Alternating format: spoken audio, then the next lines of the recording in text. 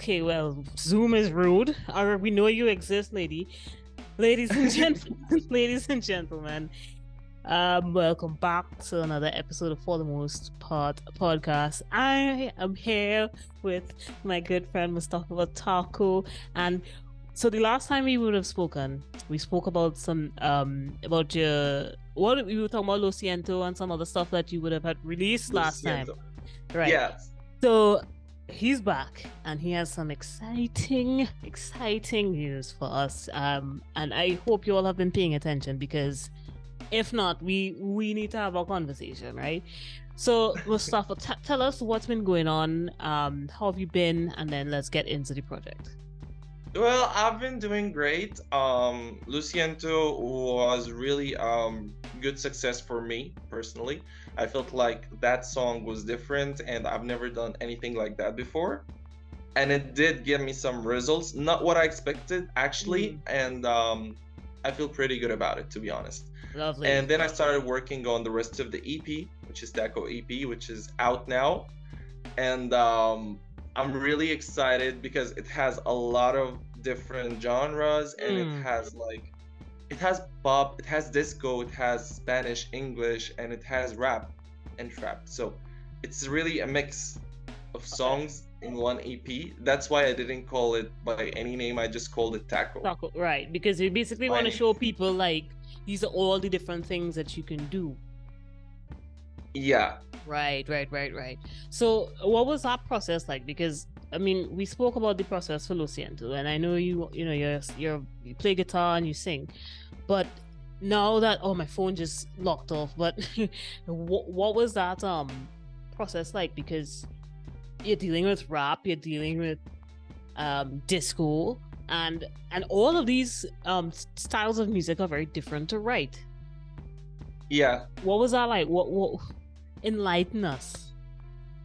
Well, you know what happens when I start writing a song, I just get inspired by anything first, and then I start the process of writing the song and having the melody in my head back and forth, trying to have voice notes on my phone just in case that I don't forget the melody. Right. And then when I hit the studio, I know what I'm gonna do exactly. I just go straight for it, and I got the lyrics here, I got the melody here, I got everything settled, so let's just start recording and see the magic, what's gonna happen. I had a specific thing, like let's say for Enemy. I've been having people trying to like deal with me like if I was the bad guy, and I didn't even know the backstory. Right. They didn't listen to what I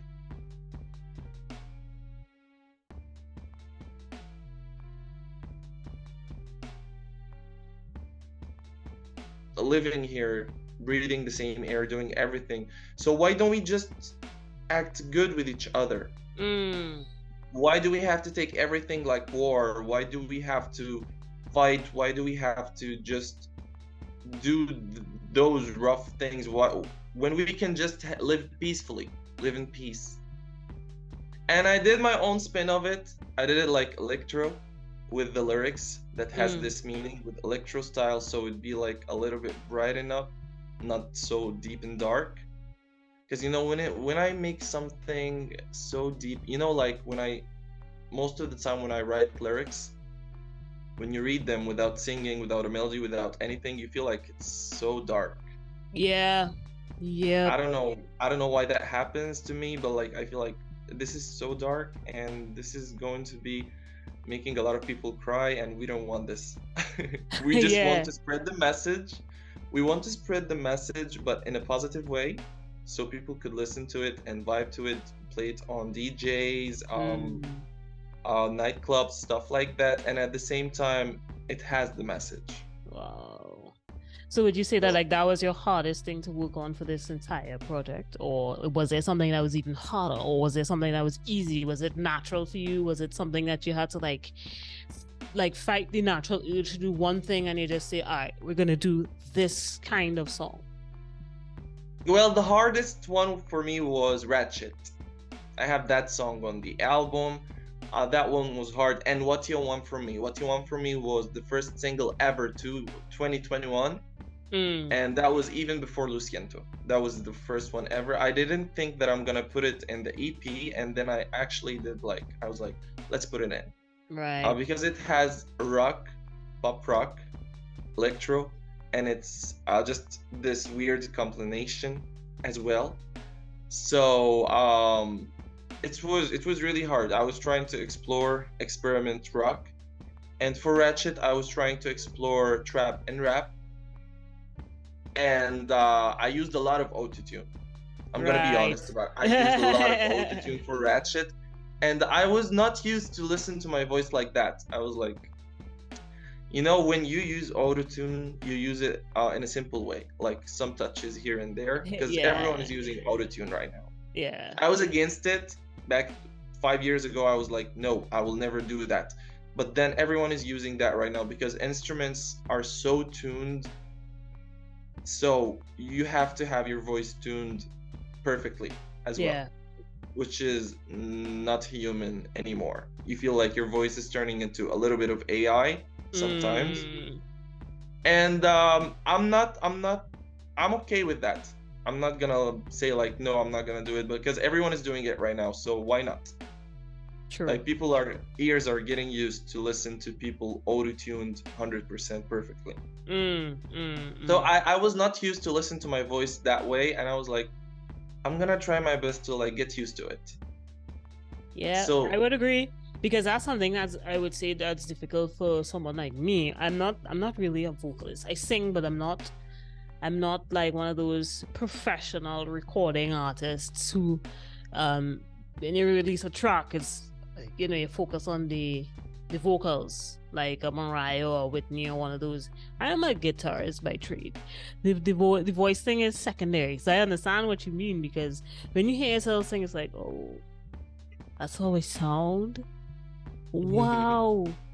And I mean, eventually you do get used to it, because it takes a while to hear, well, okay, this is what my tone is like. This is what I need to do. Fix some vowel shapes and sounds. You want to get to say certain words, to fix certain ends of phrases and that kind of thing. But eventually it just becomes second nature to some degree. Yeah. So Ratchet was really one of the hardest to release. I was just here and there trying to like in and out. Should I release that? Should I make another? Should I release that? Should I make another? But the other ideas that I had was like pop, which I already have on my EP here, which is Baby. The song I got released as a single last minute, right before the EP by 4 days or 3 days, I guess. And yeah, Baby was pure pop. It was like pure pop. Like it has a little bit of electro kick in it, but it's still pop. Still pop, right. And so I do have a question. So out of all of the songs you've released on this EP, which one you think has gotten the best reviews, or people saying, yo, I like this, I want to hear more of it? Baby. Okay. What do you think it is about Baby? Is it because of that electro pop? I didn't know why. Like, I feel like it's a really simple song. Other songs have a lot of deeper meanings, a lot of lyrics. But when most of the time when you make an EP or just a combination of songs, people pick on the ones that you feel like they're okay, and they don't pick on the best one that you love. That's true. Like, you can love a song of 7 songs, and you feel like people just not loving it, but you love doing it. You know what I'm saying? As an artist, you enjoyed making this song, and you feel like it's gonna be a hit, the best song in the EP or the album, and people feel like, nah, this one is better. People pick on another one. Right. So yeah, all of them have meanings for me, and each and every day I feel like I have a favorite one. But recently I've been doing a lot of promo and a lot of TikTok on Bright Night. That one has 80s disco vibes. and that's something I've never done before as well. I did actually cover old songs like 80s, but it wasn't mine. It was just covers. Right. Like Sway With Me, Celine Dion, classics, old one, stuff like that. And yeah, I did even do Toxic Britney Spears. I did turn that before into like a classic version. It was just, I was just playing. It wasn't serious. I was playing and I didn't even get it out. Wow. So yeah, A Bright Night is really different, and I love it. I really love it. I even did a lyric video for it, and right after the EP, I released that. That was the last thing that I ever put out there out of the EP. And yeah, nobody told me to do that, but I felt like I love this song. I'm gonna do that. Right. So I have a question. So how do you feel now that you've released this EP, and what was that process like of the actual releasing of the EP? You know, you had to sit down and just decide which songs were going to make it, which songs weren't, because that's a thing people don't talk about, is that when you're releasing a song, well, EPs, albums, whatever, you have to be really strategic about, you know, what you're putting out. So what was that like for you? Well, I used to have like a couple of songs here and there, and then I set them all in like doing the track list. I was doing the track list, and I was like, I'm gonna put this up there, I'm gonna put this down there, and I didn't know what to do exactly. And what helped me to put them in a really particular way was Touch Me and Bright Night. Both of those has the line of Touch Me, and both of them has lyrics that is a little bit similar, and both works as dance and vibes, night vibes, party vibes. Like Touch Me starts with a lyric saying, going to a party that I don't know, which is you are going to a party that you have no friends, no family, nobody. You're just going there, and then you encounter somebody that you feel that is looking at you, and then they come and touch you, and then they start dancing with you. And then you have Bright Night, which is saying, when you touch me, I fly to the sky. But you know why? Because it's a bright night with your touch. Okay. So both of these really work together as the same way. They have a little bit differences, but like they still work. So I put Luciento in between. Right. So the process really of working on like releasing an EP and you know, deciding what songs, I guess it has more to do with how you're gonna tell your story, tell the story of the songs, because all of the songs are probably related in some way or form. So you're not just gonna put like songs that are like, I don't like you, I hate you, and then let's all celebrate world peace and all that kind of thing. That's not gonna make any sense musically to anybody, because they're all different ideas. But I'm going to assume that because all those songs shared such very interwoven stories, it was like, okay, this is the order that I'm going to put it in. See, guys, you can learn something. You can learn something. You know what? I started with Enemy as just like to spread the message and have a little bit of electro kick to it, a little bit of dance to it, so people could like just feel like it's coming, dancing is coming in the next tracks. Right. Then I have Baby, which is a simple song like feelings, loving somebody, baby, tell me if I'm crazy, tell me if you love me, stuff like that. And then you turn into Touch Me, go into a party, and then you see somebody, as I mentioned earlier, and then you have Luciento, you have the Spanish kick to it, and then you go back to Bright Night. It's like 1 a.m. to 3 a.m. right now, and you're with someone after party, and you feel like you're going anywhere together. It doesn't matter as long as you're together and dancing, having fun, listening to music, disco vibes. And then we have what was after Bright Night. What was after Bright Night is Ratchet. we have Ratchet, and Ratchet is basically, it was the song that I was like in and out on. I'm not sure if I'm gonna include it or not. And at the end of the day, I did. That song was because I knew a friend who was so toxic to me. I had a friend who was so toxic, and I couldn't stop myself then just to cut them off and go to the studio and record this song and have fun with it, just to get that negativity out of myself and out of my mind. Like, I just finished this person. I'm not gonna deal with that person again. Right. So yeah, that song was just out there, and I wasn't sure if I'm gonna include it or not, especially with the way that it was produced and the way that my voice sounded in it, auto-tune and stuff like that. So like, yeah, I did put it there right in the end, and then we have What You Want From Me, because both of them in the end as experimental. So yeah, that was the whole idea of the EP. Wow. So what, I mean, I know we spoke before, and I just want to say we're not going to let all the secrets out. We're not letting any of the secrets out. But is there anything that we could look forward to within the next couple of months? I know what you're working on. I'm not going to say anything.